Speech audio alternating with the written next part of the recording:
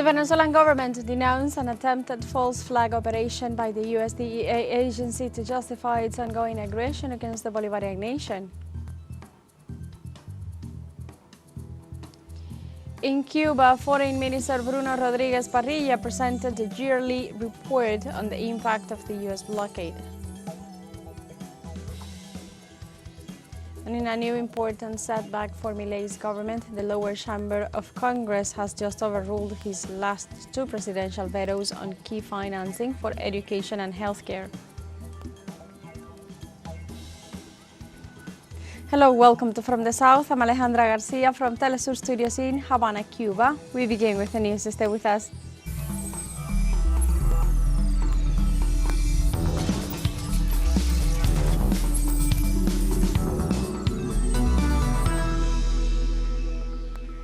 This Wednesday, Venezuelan Interior Minister Diosdado Cabello denounced an attempted false flag operation by the US DEA agency to justify its ongoing aggression against the Bolivarian nation. The Minister of Interior, Justice and Peace reported that over 3,600 kilograms of cocaine were seized during the operation, in which 4 people with Venezuelan identity cards were detained carrying no weapons. The Venezuelan investigation revealed, thanks to the boat's GPS data, that the vessel was traveling with 4 overboard engines and had left from Colombia, entered Venezuelan waters to then go north and be intercepted by the U.S. and used it as justification in its military aspirations across the Caribbean. Diosdado Cabello also reiterated Venezuela's commitment to face drug trafficking, adding that so far this year they have seized 60 tons of drugs in anti-drug operations. Voy a decir con conocimiento de causa y que quede muy claro. I am saying this with full knowledge of the facts. And let me make this very clear. Levy, Enrique Lopez Batis, is a DEA agent and a drug trafficker, and against Venezuela.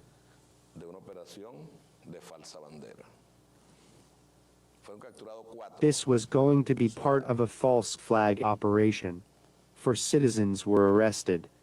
Saben los pescadores y las pescadoras de Venezuela que cuando ellos salen a faena no se llevan. Venezuelan fishermen know that when they go out to work, they do not take their ID cards or anything else with them. How strange that these 4 citizens had their ID cards there, ready to be handed over. That boat with drugs was a false flag operation by the DEA to accuse Venezuela.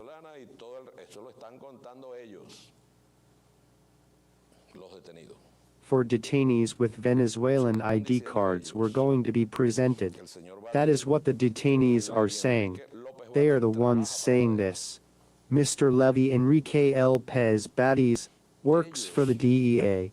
The criminals know this. And this person is collaborating in this operation. We receive the information, and we begin to do our job as necessary, successfully. The most important thing for us is that we seized 3,680 kilograms of cocaine, arrested 4 individuals, and have fully identified who sent the drugs and why. The Venezuelan authority also reported that 60 tons of drugs have been seized during the year in various operations across the country. Ya hemos anunciado que hace unos días, hace 2 días. We have already announced that a few days ago, 2 days ago, Fueron capturados, un grupo de ciudadanos en un. on Sunday night into Monday morning. A group of citizens were captured in a boat with a significant amount of drugs. In this case, cocaine. All of this is the result of intelligence work that we have been doing for quite some time now, which has allowed us to arrive at this point where 60,070 kilograms of drugs, 60 tons of drugs, have already been seized in various operations this year. Venezuela's Minister of Defense, Vladimir Padrino Lopez, also announced Wednesday the beginning of the military drill Caribe Soberano 200 in the face of the U.S. threats against the national sovereignty.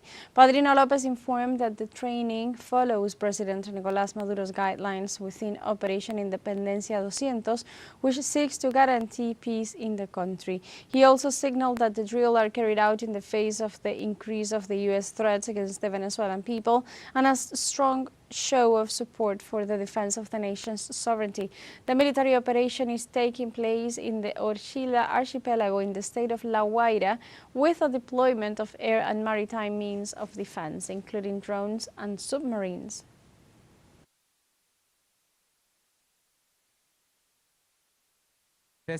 In other words, there will be a deployment of defense resources, including armed drones, surveillance drones, underwater drones, and airborne drones for surveillance of the area, and also for the offensive capabilities of the drones, as well as the deployment of Buk missile systems and Su anti-aircraft systems.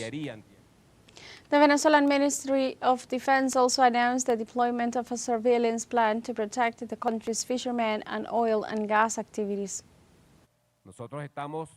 We are, as is appropriate to our doctrine, increasing our operational readiness in the Caribbean so that our fishermen can have confidence, faith in their work, and in their daily productive tasks, so that all productive activities in Venezuela, including oil and gas, can be carried out in complete peace. According to estimates, the United States spends millions of dollars daily to support its warfare operations in the Caribbean, while ignoring its domestic problem of drug abuse. Let's review some data.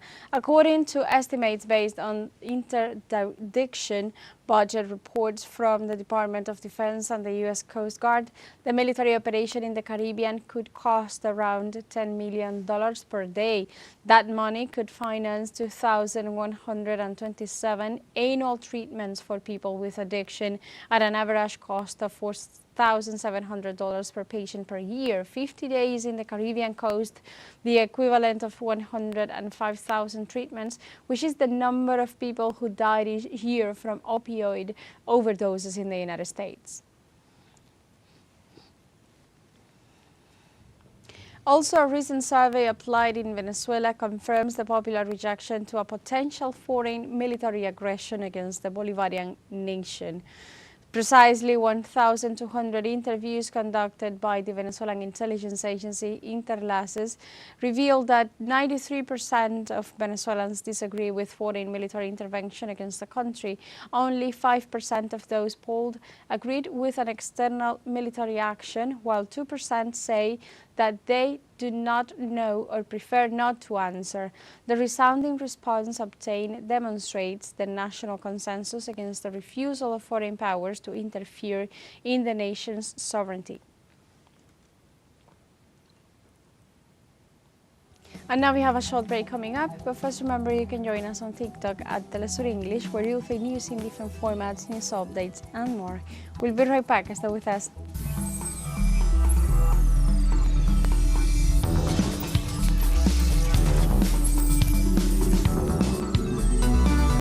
Welcome back to From the South. On Wednesday, Cuban Foreign Minister Bruno Rodriguez Parrilla presented the yearly report on the impact of the U.S. economic, commercial and financial blockade. The report covers the period from March 1, 2024 to February 28, 2025. It demonstrates with numbers the areas affected by the U.S. coercive measures in sectors of social impact, such as economic development, health and education. The Cuban Foreign Minister added that in addition to the tangible negative effects, there is a psychological impact that is impossible to quantify.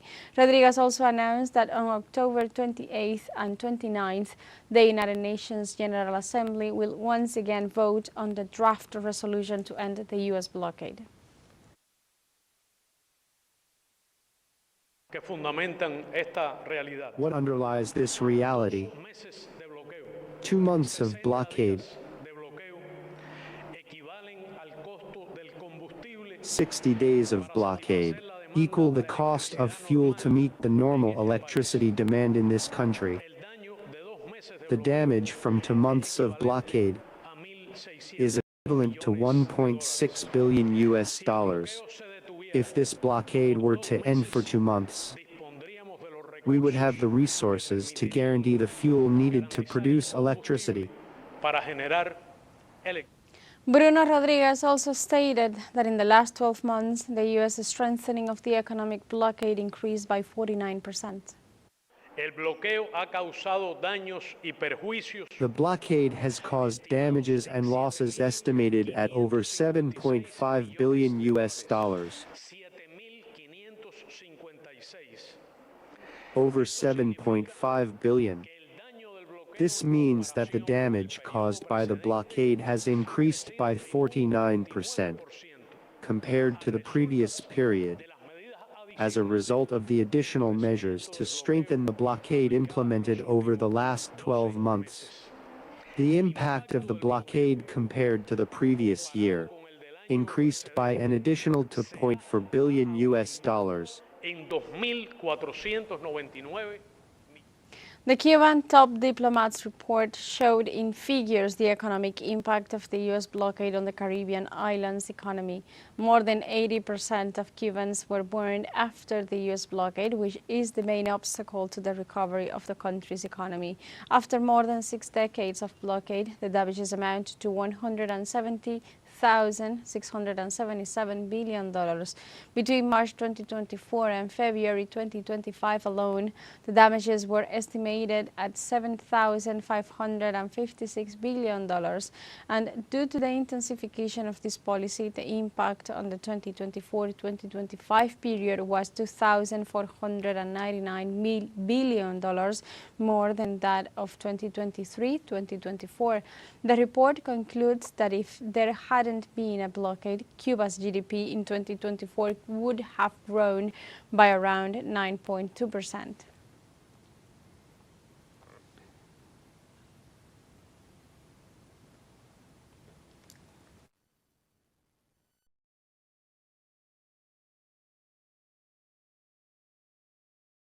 Now let's move to Argentina, where in a new important setback for Milei's government, the lower chamber of Congress has just overruled his last 2 presidential vetoes on key financing for education and healthcare.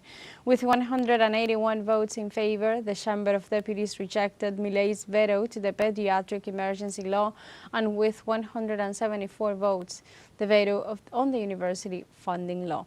The ruling needs to be approved by the Senate, becoming final. The Chamber of Deputies' decision is another hard blow to Milei's administration, which piles up legislative and electoral losses weeks before the midterm legislative elections in the country were held.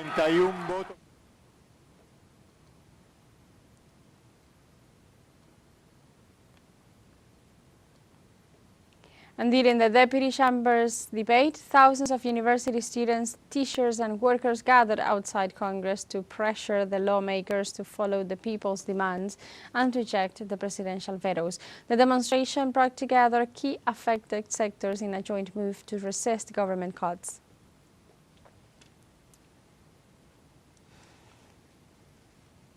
Let's find out more on these key laws that President Milei had vetoed and that the lower chamber of Congress has just upheld. The university financing law that had been approved by the Senate on August 22, 2025, was vetoed by the President on September 10th. The law intends to progressively increase the university budget from 1% of GDP in 2026 to 1.5% in 2031. The objective is to increase funding for public universities, adjust the teaching and non-teaching salaries in line with inflation, and update operating expenses. In addition, the law would provide funds for infrastructure, scholarships, and academic activities.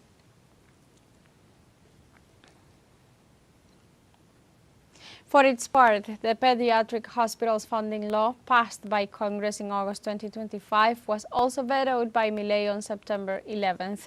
The law had been promoted mainly by the physicians at the Garrahan Children's Hospital in Buenos Aires, the main pediatric health center in the country. The law declares a state of emergency in pediatric health care for 2 years, ordering the immediate allocation of resources to the public sector and the readjustment of salaries, as the workers insist that the functioning of the hospital is at risk due to the underfunding and low wages.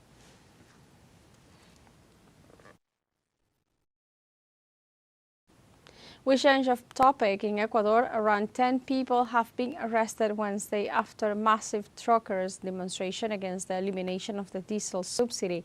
Local authorities indicate that the police forces have been ordered to unblock the highways and disperse the demonstrations in order to reestablish mobility in view of the state of emergency in force in 7 provinces of the country. This is due to the elimination of the diesel subsidy, which increased the price of fuel to up to $2.80 per gallon.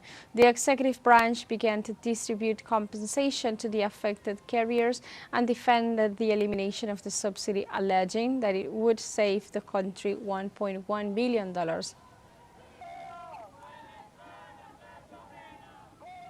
And we have a second short break coming up. Before, we invite you to visit our Facebook page at teleSUR English. There you'll be able to watch our top stories, special live coverage, and much more. Follow our page and activate the notification button to stay up to date on the world's most recent events. Final short break. Don't go away.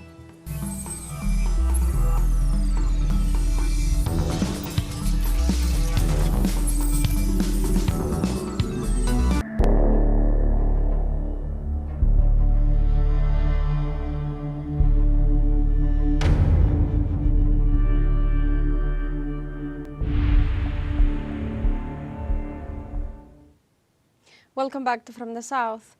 The European Commission has suspended the financial support to the Israeli regime as a response to its genocidal actions against civilians in the Gaza Strip. The Commission clarified that the decision includes future allocations for the 2025-2027 period, ongoing institutional cooperation projects, as well as initiatives under the European Union-Israel Regional Cooperation Mechanism. The agency also recalled that Article 2 of the European Union-Israeli Partnership Agreement requires respect for human rights and democratic principles, and that violations of these provisions give the European Commission the right to unilaterally restrict cooperation. A day before, Israeli Prime Minister Benjamin Netanyahu confirmed the launch of an intense offensive in Gaza under the pretext of defeating Hamas.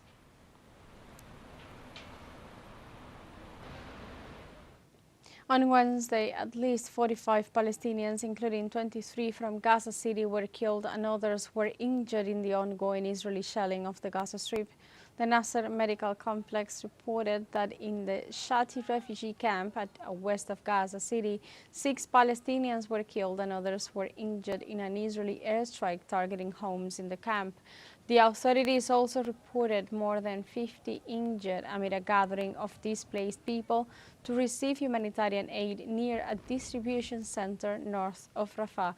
For their part, more than 100 Palestinians were killed on Tuesday after the start of a new ground invasion of the Gaza Strip, bringing the death toll to nearly 65,000 and more than 165,300 injured since October 7, 2023.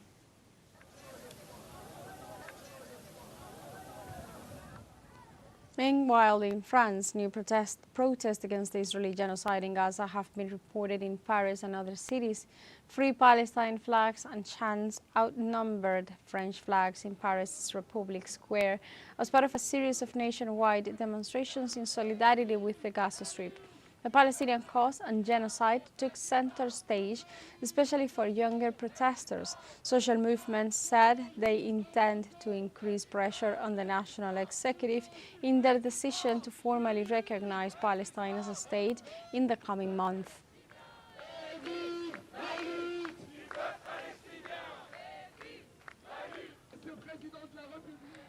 Meanwhile, in Uruguay, hundreds demonstrated to demand the national government to break trade relations with Israel. For these, protesters mobilized to the Foreign Affairs building to condemn the Zionist genocide on the Gaza Strip. They urged Montevideo to adopt a clear and definite stand because the one that they are having is not enough according to the seriousness of the conflict. In this regard, they called the government to act internationally to stop crimes against the Palestinian families.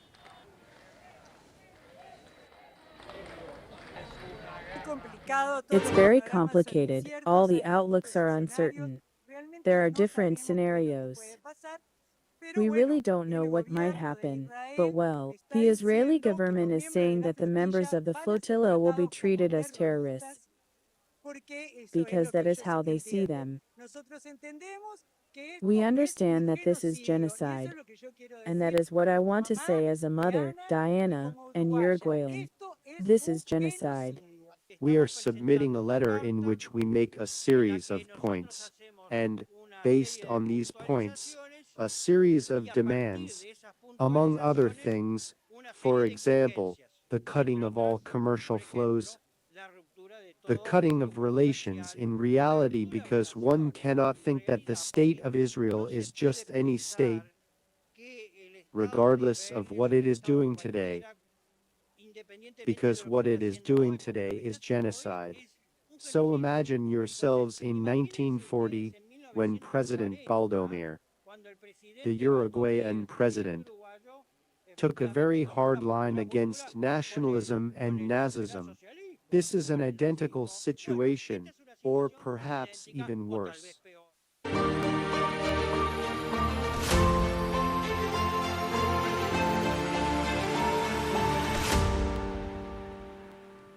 In other informations, Russian Foreign Minister Sergei Lavrov indicated that European countries have no place at the negotiating table to resolve the Ukrainian war. The head of the Russian diplomacy stated that the West is seeking to join the negotiating table with the intention of inflicting a strategic defeat on Moscow. In this regard, the foreign minister pointed out that both Europe and Kiev are seeking to frustrate the peace efforts of US President Donald Trump. Sergei Lavrov also indicated that the Western minority does not understand the geopolitical situation, ignoring the principles of state sovereignty.